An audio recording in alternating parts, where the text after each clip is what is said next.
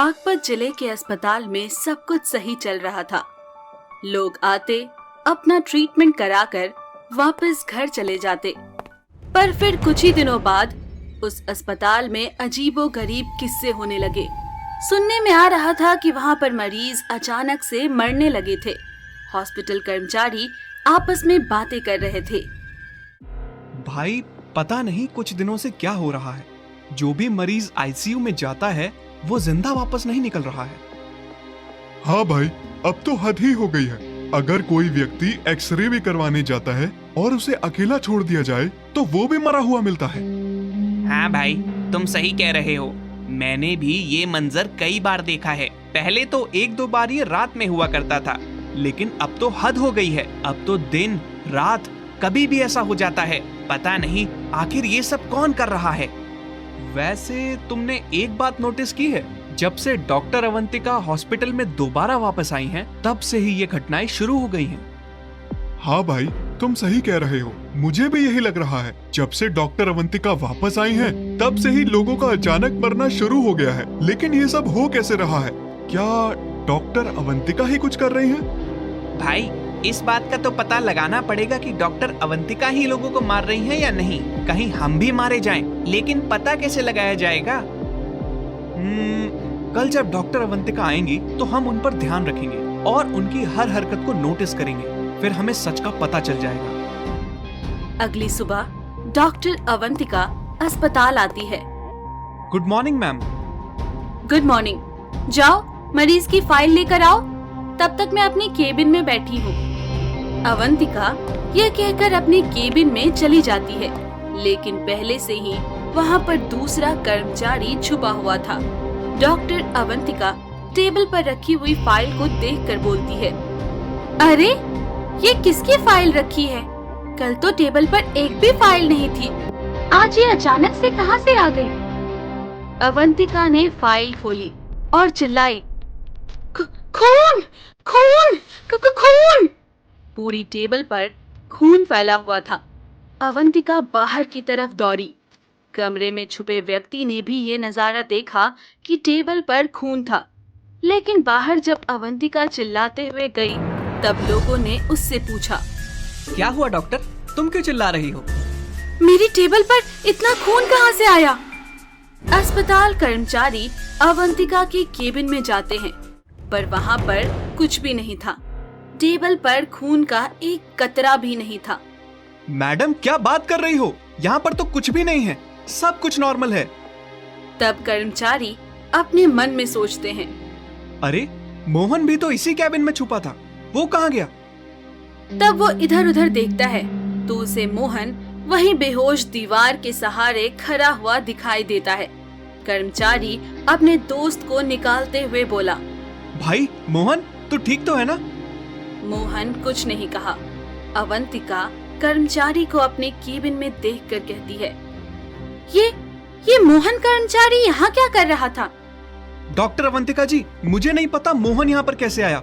मैं तो इधर पर्दा सेट करने के लिए आया था, लेकिन तभी मेरी नजर मोहन पर पड़ी। ये मुझे कुछ बताना चाह रहा था, लेकिन बोल नहीं पा रहा था। वही मोहन पैरालिसिस कंडीशन में चला गया था।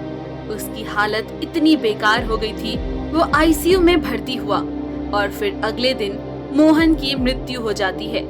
मोहन की खबर सुनकर सोहन कर्मचारी बहुत डर गया था। तब उसने सारी बात अवंतिका को बताई।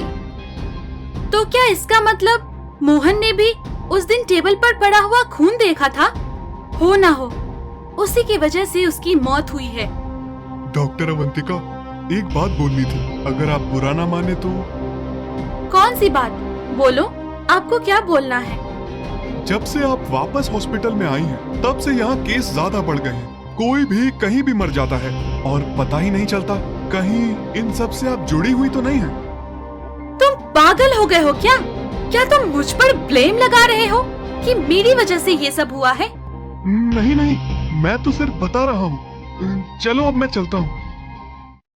सोहन डॉक्टर अवंतिका से बात करके जा रहा होता है, तभी वो गैलरी के बीच में ही था कि अचानक पूरे अस्पताल की सारी लाइट चली जाती है।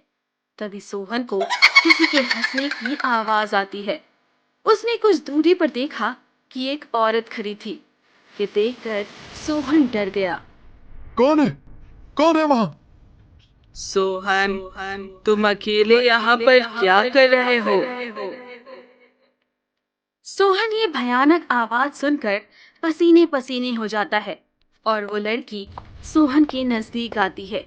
उसके उल्टे पैर, बिखरे बाल, ये देख सोहन दौड़ता हुआ डॉक्टर अवंतिका के केबिन में जाता है। डॉक्टर अवंतिका, मैंने उसे वहाँ पर देखा है, वो वही है। सोहन, बताओ तुमने किसे देखा है? आखिर तुम किसको देखकर इतना डर गए? मुझे आराम से बताओ और हाफना बंद करो। डॉक्टर अवंतिका, वो लड़की जो कुछ दिन पहले अचानक से आईसीयू में मर गई थी, मैंने उसे वहीं पर देखा है। ये सुनकर डॉक्टर अवंतिका डर जाती है, क्योंकि वो कोई और नहीं, अवंतिका की दोस्त मीरा थी, जिसे अवंतिका ने जानबूझकर आईसीयू में मार दिया था। अवंतिका ये सोचकर डर जाती है और सोहन को केबिन से बाहर कर देती है। सोहन, मुझे कुछ देर अकेला छोड़ दो, जाओ यहाँ से। पर मैडम, वो पर वर कुछ नहीं, जाओ यहाँ से। कुछ ही देर में अवंतिका के केबिन की सारी लाइटें अचानक से बंद हो जाती है। उसे एहसास होता है जैसे उसके केबिन में कोई है। उसे वहां पर हंसने की आवाज आती है। अवंतिका, मैं तुम्हें जिंदा नहीं छोड़ूंगी। अवंतिका, तुम जिंदा नहीं बच पाओगी। तुमने मुझे मारा है, वो भी सिर्फ एक लड़के के लिए। मुझे माफ कर दो मीरा, मैं सोनल के प्यार में इतनी अंधी हो गई थी कि मैंने सही और गलत भी नहीं सोचा। एक डॉक्टर का धर्म होता है मरीज को बचाना, और मैंने तुम्हें उससे दूर करने के लिए जानबूझकर तुम्हारी ऑक्सीजन को बंद कर दिया था, जिससे तुम मर गई। मुझे माफ कर दो। अवंतिका, तुझे माफ कर दूं? मैं तुम्हें माफ नहीं करूंगी। तुमने सोनल को मुझसे छीना है, मैं तुमसे तुम्हारी जिंदगी छीन लूंगी। ये कहकर अस्पताल की चुड़ैल मीरा ने अवंतिका का गला पकड़ लिया और उसे हवा में लटका दिया, फिर उसे जमीन पर गिरा दिया। और जिस प्रकार अवंतिका ने मीरा को मारा था, उस प्रकार मीरा ने अवंतिका के ऊपर ऑक्सीजन सिलेंडर का पाइप लगा दिया और अवंतिका तड़पने लगती है। अवंतिका के केबिन का डोर लॉक हो चुका था। बाहर से कर्मचारी उसके दरवाजे को खटखटा रहे थे। मैडम अवंतिका, दरवाजा खोलो। मैडम अवंतिका, मैडम दरवाजा खोलो। पर जब दरवाजा खोला तब अवंतिका की लाश कुर्सी पर पड़ी थी और अस्पताल की चुड़ैल मीरा अपना बदला लेकर जा चुकी थी।